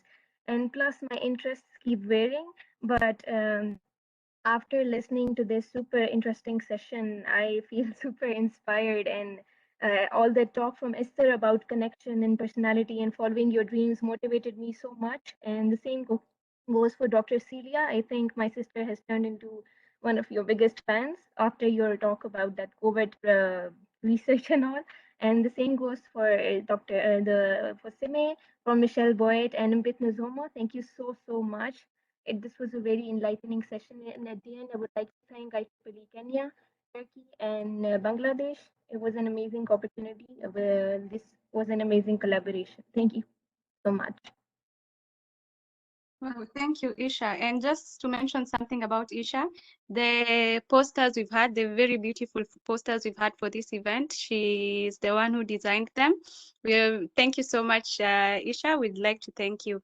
Next, I think we've finished. Is there any organizing body I haven't mentioned? I don't think so. So thank you so much. I believe we've had a wonderful event. I've seen the comments from our viewers, and we are getting claps and very good comments on the comment section. So thank you for the speakers for sparing your time today to speak to us. We feel motivated, we feel empowered, and I believe we'll continue being in the STEAM industry. So that is science, technology, mathematics, arts, and also technology. Yes. So if we've actually seen it in action with you all, having been in this industry, and you've been able to bring your career this far. It's an inspiration for all of us. And I believe we will continue building ourselves along the same, and we'll be reaching out to you. So for the guests, our speakers have shared their emails on this platform. Make sure you reach out. There is a link Kitinji has shared in terms of the IEEE mentorship network. So make sure you reach there. If you're not an IEEE member, please make sure you reach out to the different members here, and you'll be guided on how to become a member. And you'll see the benefits that come with this, including mentorship programs like this, which will help you to grow in your career and to also grow in your life. So thank you so much all. With that, I'd like to close off our section. I hope I have not left anyone out. You will share the presentations with you on email. So if you had not registered, make sure you register on the link. Yes, Celia? Thank you very much. Thank you also. Thank you for this wonderful event. So with that, you can leave at your own pleasure. And we look forward, we'll have a physical meeting soon. Let's pray for COVID to be over so that all of us can be able to connect. Just a memory from this day. It was very inspiring session. And can we just have a group shot if anybody is able to turn on the cameras and have capture this memory? That's an advantage to, collect all these memories. So true. Till the day we meet again in person. And we will. I hope I can be seen. I took a screenshot with the open videos only, but I'm not sure that whether everybody will be. It's good that whoever, it's just an open call for anyone who wants to turn on the camera right now. We can wait a minute, and then if we can just check if everybody is okay. We can capture the general one. Let's wait a minute. Yeah, Simay, you can capture for us, please. Yes. I'm using my phone. I will capture. I'll capture. Yes, let's give some time. Is everybody fine with the camera right now? Shall we still wait? Oh, there are more people coming. Yay! Yes. There you go. That's amazing. That's inspiration. Okay. Waiting a few more seconds for more cameras to be on. Oh, more people are coming. I love that. Okay. Great. Let's capture the first one. Smile. Okay. I'll take 3 in case the second one is coming. Yeah. Okay, 1, 2, 3. Awesome. Very last one. Thank you everyone for your passion. Very, very nice to see all the faces. Last one is coming. 1, 2, 3. Awesome. Okay. Thank you. All right. Thank you. Thank you. Thank you. Bye. Thank you very much. Bye. Take care. Stay safe. Thank you. I love to see you all. Happy Ramadan. Happy Ramadan. Thank you again. Everyone. Yeah, happy